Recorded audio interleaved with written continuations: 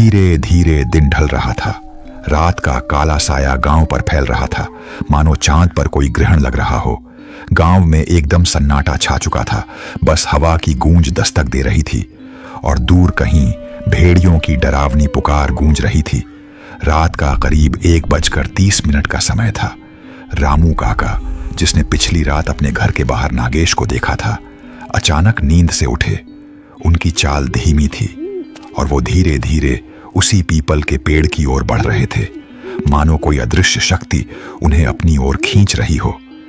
उनकी आंखों में एक अजीब सी चमक थी, जैसे किसी ने उनके मन को अपने वश में कर लिया हो। काका जैसे ही पेड़ के पास पहुंचे, अचानक मौसम बदल गया। हल्की हल्की बारिश शुरू हो गई। हवा ठंडी और भारी होने लगी और तभी रामू काका एकदम से होश में आए।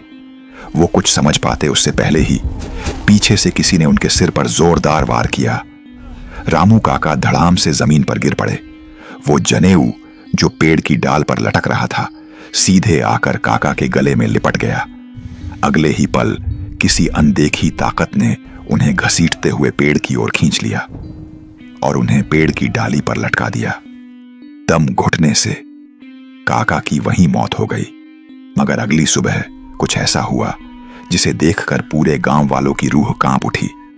गांव वालों ने देखा रामू काका निर्वस्त्र अपने घर के बाहर पड़े थे और उनके सीने पर धारदार शस्त्र से कुछ लिखा हुआ था।